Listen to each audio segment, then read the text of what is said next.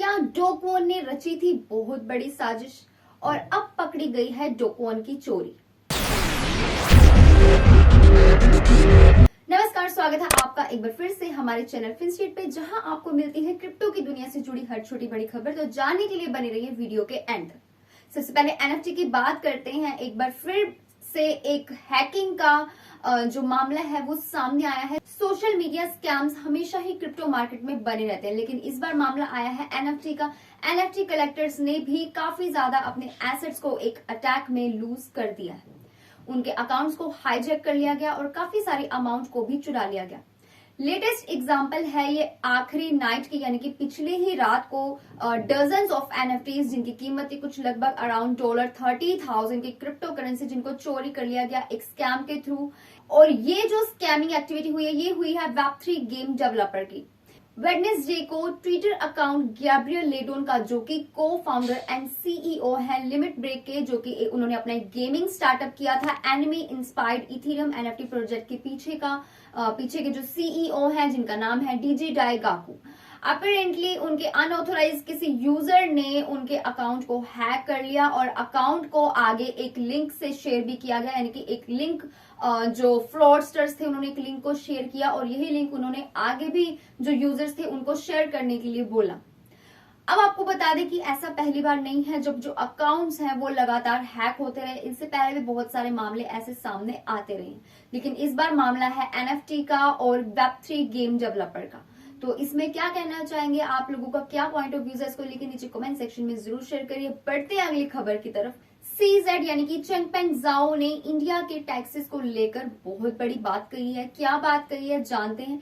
India के anti crypto policy ने एक शार्प फोकस रखा है अपने सिंगापुर फिनटेक फेस्टिवल, जो कि 2 से 4 नवंबर के बीच में हुआ, जहां पे बाइनांस के सीईओ ने भी एक रेड फ्लैग देते हुए हाई टैक्स रेट के बारे में बात की, जो कि मोस्टली इंडिया पर लागू होती है।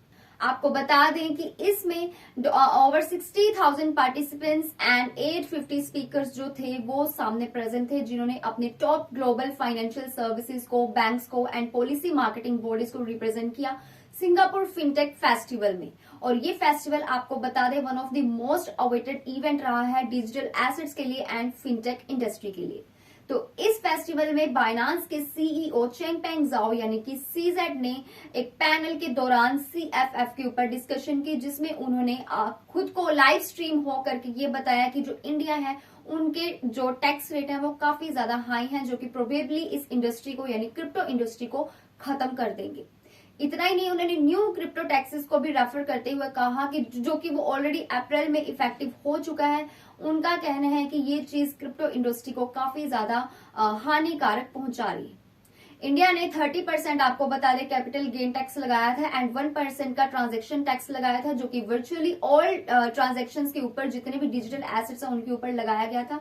और ये इफेक्टिव हुआ था अप्रैल 2022 में। उसके बाद से ही जो लोकल क्रिप्टो एक्सचेंजेस हैं उनमें एक स्लम्प, भारी स्लम्प उनकी वॉल्यूम में देखने को मिला 90% तक का, जो कि बहुत बड़ी बात है।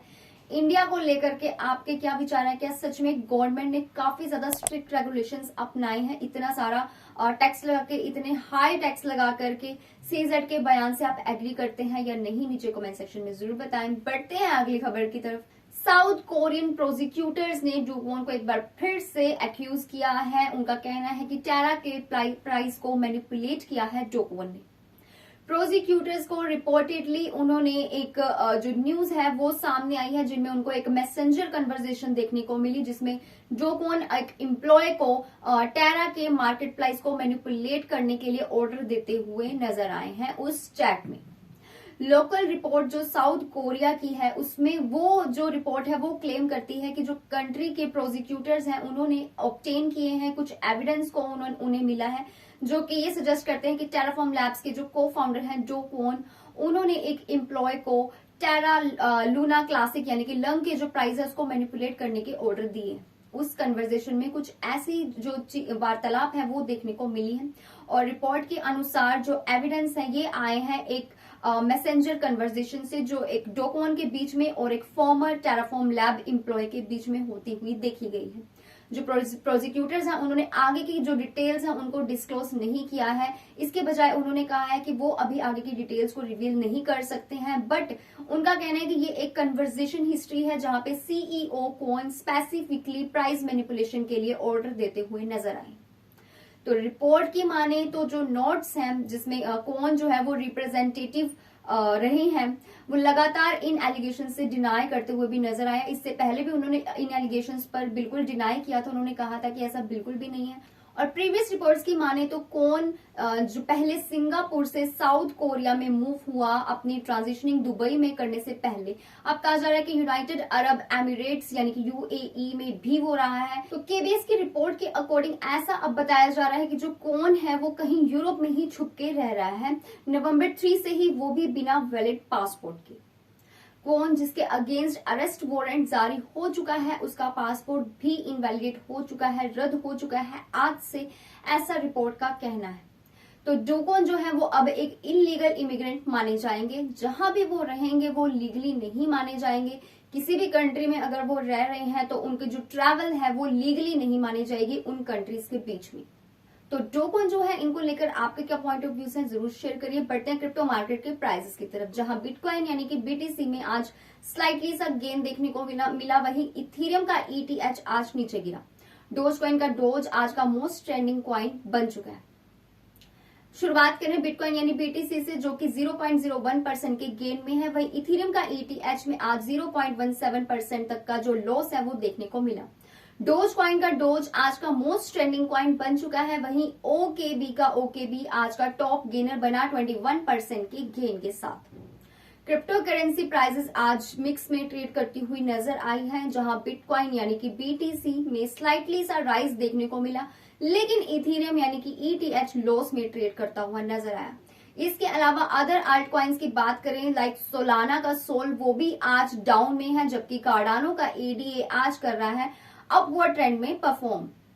डीफाई सेक्शन की बात करें तो उसमें भी एवालॉन्च का अवेक्स देखा जाए तो आज डाउन में है। वहीं आवे का आवे आज अपवर्ड ट्रेंड में नजर आया। डोज कॉइन का डोज आज का मोस्ट ट्रेंडिंग क्रिप्टो कॉइन बन चुका है एक बार फिर से। तो डोज कॉइन की परफॉर्मेंस काफी अच्छी जा रही है पिछले वीक से। रिपल के एक्सआरपी की बात करें तो वो डाउन है 0.22% तक। कार्डानो का एडीए 1% से आज गेन में है। वहीं बाइनांस का बीएनबी भी आज 3% के अपवर्ड ट्रेंड में ट्रेड करता हुआ देखा गया। शिबा इनू का शिप भी आज 3% से डाउनफॉल में है, आज लॉस में ट्रेड करता हुआ ये कॉइन भी नजर आया। सो इसी के साथ हमारी क्रिप्टो न्यूज यहाँ पे होती है खत्म। I hope you found this video useful and interesting. आपको कोई डाउट हो जो क्लियर नहीं हुआ हो तो आप नीचे कमेंट सेक्शन में पूछ सकते हैं। इसके अलावा चैनल को कर लीजिए लाइक, शेयर एंड सब्सक्राइब ऐसे ही और इन्फॉर्मेशन के लिए। मिलते हैं अगली वीडियो में। Stay tuned until next update.